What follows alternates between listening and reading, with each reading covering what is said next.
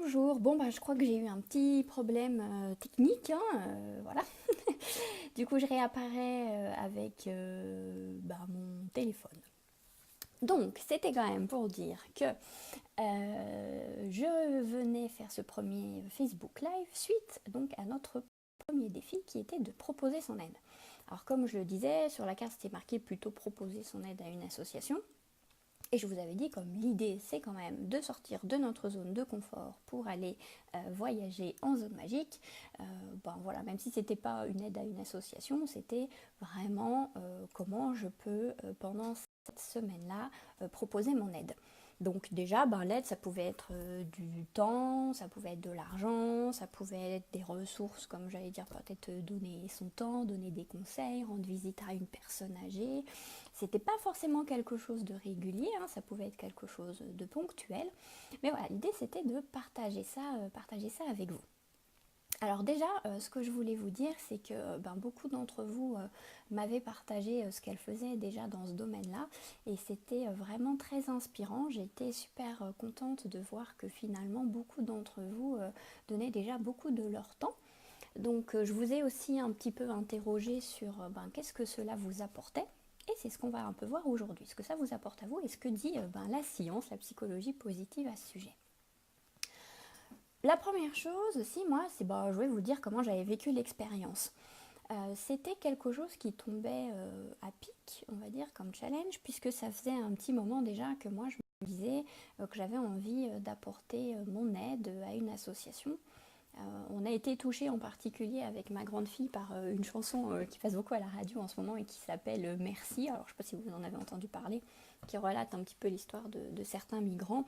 Et voilà, on a beaucoup discuté autour de cette chanson et on avait vraiment envie de se dire tiens, comment nous on peut apporter aussi notre aide à ces personnes-là. Mais on n'avait pas concrétisé jusque-là. Donc mon action de cette semaine a été en tout cas de faire des recherches pour voir un petit peu quelles étaient les associations qui proposaient de l'aide dans ce domaine et surtout de les contacter.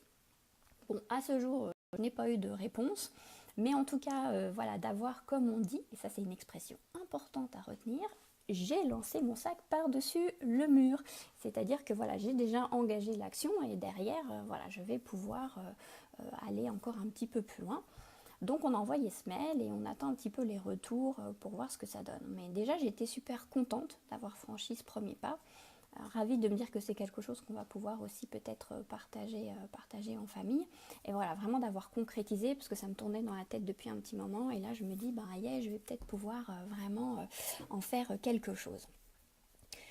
Et du coup aussi dans ce défi, je me suis dit tiens, c'est aussi une occasion finalement de me rendre compte peut-être sur cette semaine de comment aussi moi j'apporte mon aide un petit peu voilà, en tant que mère, en tant que conjointe, à ma famille, aussi dans mon travail, dans mon boulot. Et je me suis rendu compte que c'était quelque chose aussi que je faisais quand même de manière assez régulière, d'une façon ou d'une autre, hein.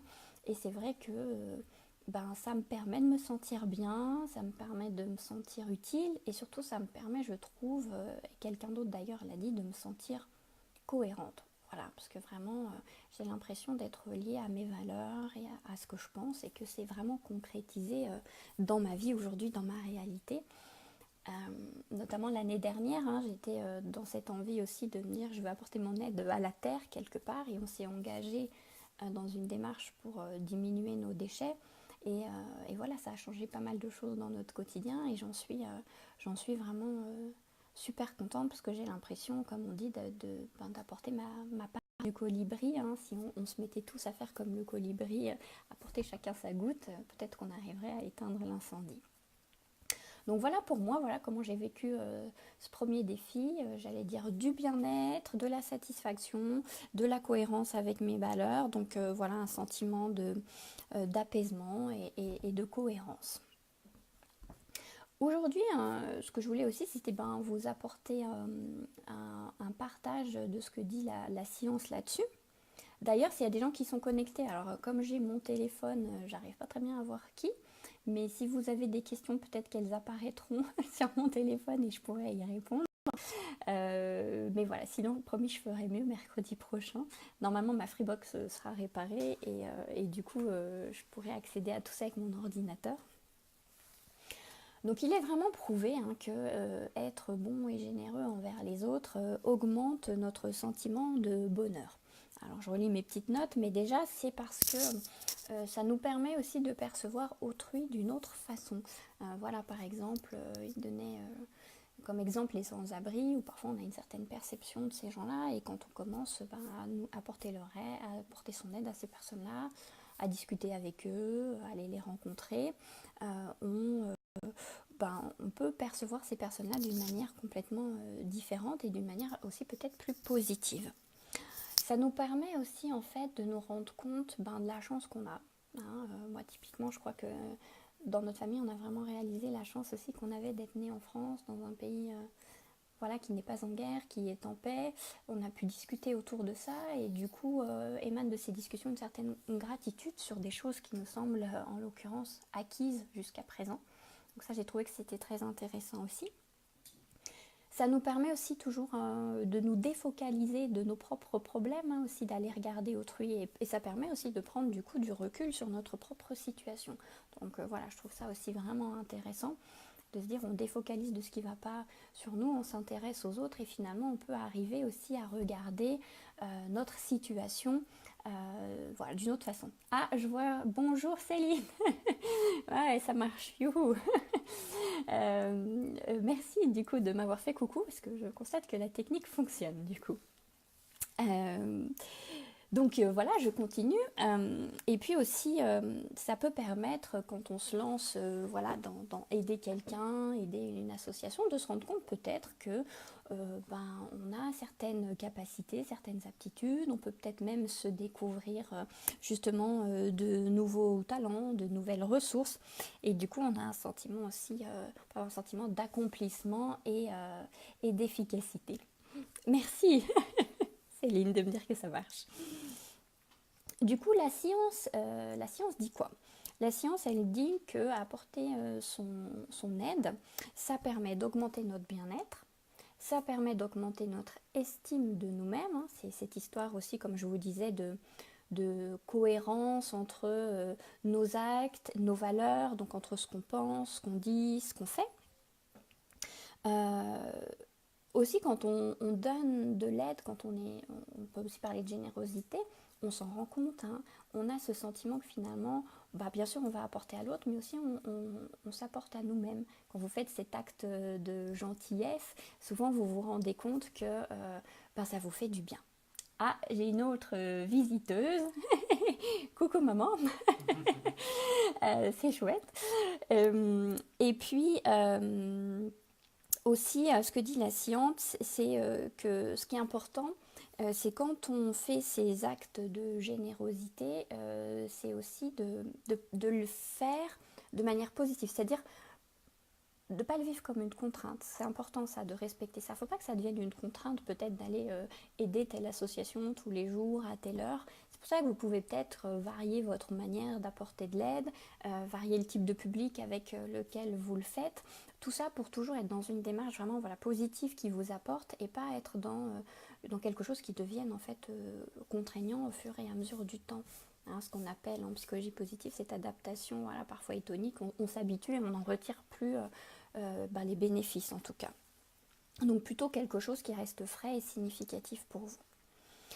Et ce que je voulais vous partager, c'est ce que vous avez dit aussi à vous, ce que ça vous apportait. Donc en général, vous m'avez dit beaucoup de satisfaction, de l'apaisement, cette question de respect donc des valeurs, être en cohérence avec ses valeurs, donc ça renforçait l'estime de soi.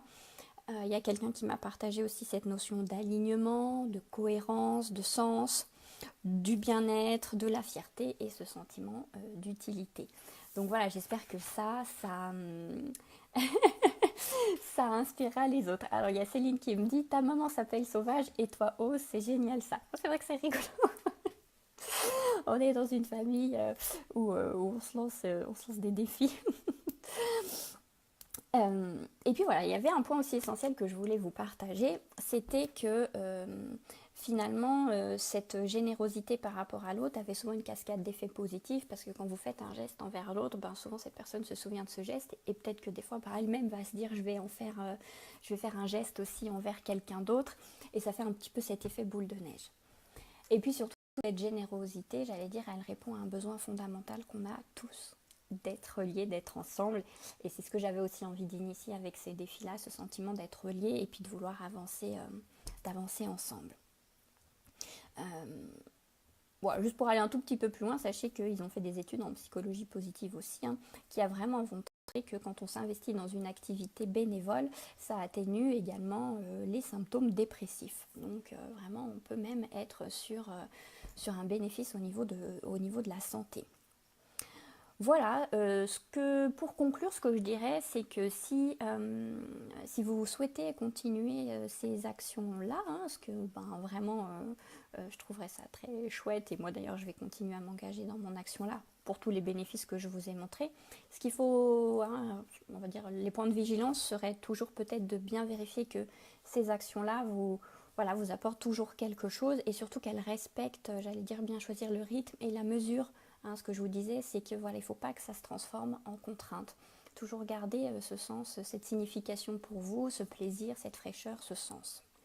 Donc ça peut être peut-être une grande action, des actions récurrentes ou des petites actions dans la vie de tous les jours, j'allais dire, comme ne serait-ce que céder le passage à quelqu'un en lui disant allez-y, ou laisser bien les piétons passer en disant voilà, allez-y. Ces petites choses-là aussi qu'on peut, j'allais dire, insuffler comme ça facilement dans son quotidien.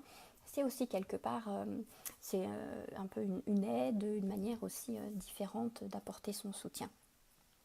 Et se rappeler que du coup, si on fait ça, ça peut peut-être inciter l'autre à agir de même. J'ai l'impression que j'ai été très bavarde, que j'ai parlé très vite. Mais voilà, c'était le premier Facebook Live. Le deuxième défi, c'est de focaliser sur le positif et d'essayer de ne pas râler cette semaine. Donc ça tombe bien, on est en congé. Donc j'ai hâte de savoir un petit peu ce que ça va donner pour vous. Je vous disais, j'ai fait référence aussi, moi j'avais lu le bouquin de Christine Lewicki qui était sur J'arrête de râler, j'avais fait le challenge, ça avait plutôt bien fonctionné. Et notamment grâce à cette histoire de bracelet où vous mettez le bracelet sur un poignet et puis quand vous râlez, vous changez de poignet. Comme ça, vous conscientisez, vous pouvez vous rendre compte de la situation et essayer de voir soit le positif dans cette situation ou soit vous dire quelles actions correctrices je peux mettre en place pour du coup ne plus avoir à râler dans cette situation-là.